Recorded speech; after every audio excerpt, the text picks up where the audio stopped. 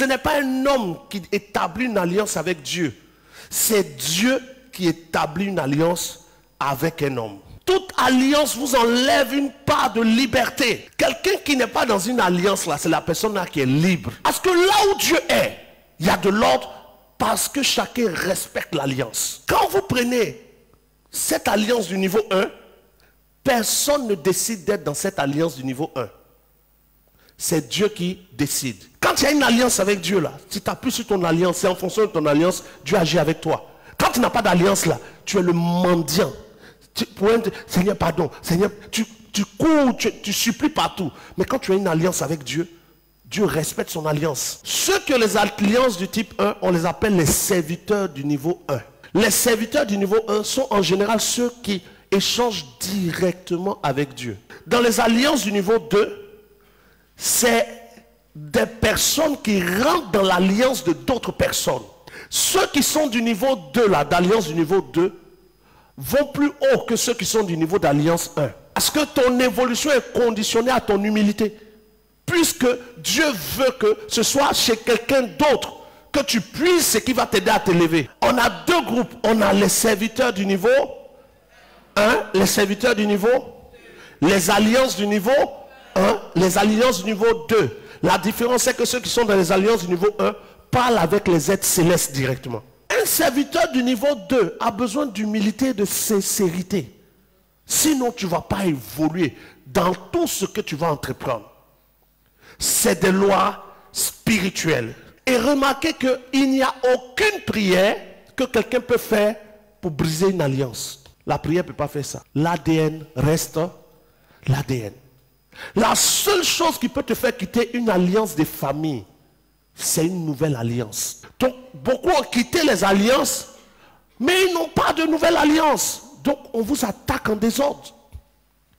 Des choses vous arrivent, vous ne comprenez pas. Mais je prie Dieu, mais malgré ça, il y a ceci, malgré ça, il y a cela. Non, tu pries Dieu, oui. Mais toute la terre prie quelque chose. La deuxième façon de sortir d'une alliance, c'est de choisir une alliance meilleure. Quand tu choisis une alliance meilleure, ils vont venir attaquer, mais sauf que là, comme tu as une nouvelle alliance, les esprits aussi qui sont dans l'alliance où toi tu es rentré là, sont censés te défendre. Tu ne peux pas entrer dans une alliance par le sang. Tu es né dans la famille, on t'a impliqué dans l'alliance, et puis toi tu sors de ça en faisant une récitation. Seigneur Jésus, je te donne ma vie, et puis tu es sorti. C'est faux. Aucune récitation ne fait sortir quelqu'un. Isaac est né comme fils de la promesse.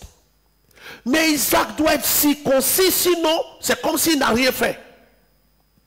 Il est déjà l'enfant d'Abraham, promis par Dieu. Mais pourquoi on doit le circoncire encore? Parce que les clauses de l'alliance établissent que c'est par la circoncision qu'on va considérer ton entièreté dedans. Une alliance avec Dieu se voit dans le type de message, le type de manifestation, le type d'opération, le type de caractère. Toute alliance révèle celui qui en est le fondement. Si Dieu est le fondement d'une alliance, celui qui est un aura compassion du peuple. Le véritable Dieu n'est pas un Dieu du brouillard.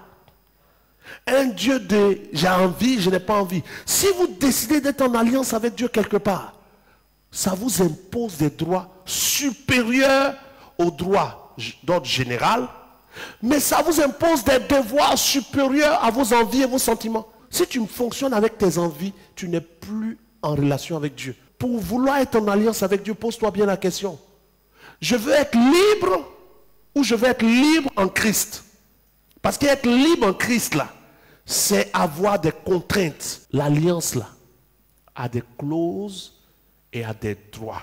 Donc, il y a des totems qui sont du type physique. Il y a des totems du type spirituel. Il y a des gens dans la Bible, leur totem, là, c'était femme. C'est quand ils ont voulu chercher femme là, que ils ont tout perdu. Alléluia. Vous allez voir des fois dans des passages où quelqu'un dit que ton esprit repose sur moi, dans l'Ancien Testament. Mais quand il dit que ton esprit repose sur moi, il n'est pas en train de dire je ne veux pas l'esprit de Dieu. Il est en train de dire que ta mission repose sur moi. Amen.